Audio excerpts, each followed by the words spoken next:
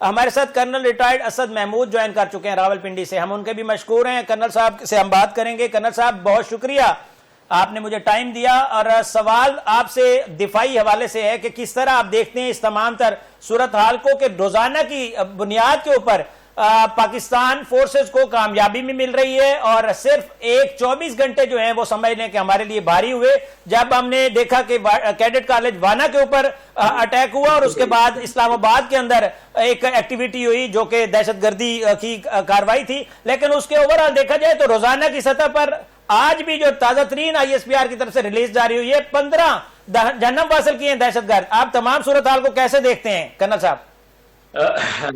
بسم اللہ الرحمن الرحیم. غفاری صاحب تھینک یو ویری مچ کہ آپ نے مجھے موقع دیا اور میں اپنے خیالات کے اظہار کر سکوں سائمن نیوز کے اوپر.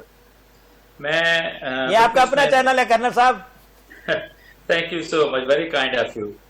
میں یہ سمجھتا ہوں کہ اب جس طرح کی ان خارجیوں کے خلاف جو آپریشن شروع ہوئے ہیں وہ بہت ہی میں سمجھتا ہوں کہ مطلب پروڈکٹیو ہو رہے ہیں, بڑے ہی لیتھل ہیں ایک لحاظ سے ان کے لیے.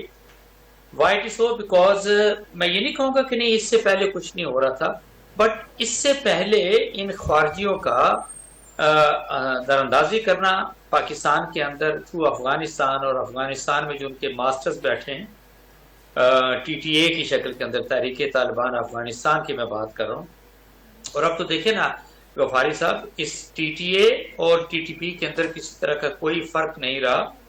پتہ چلا کہ یہ نام استعمال دو کر رہے تھے but basically they were one. اب یہ ساری چیزیں تو کلیئر ہو گئی ہیں.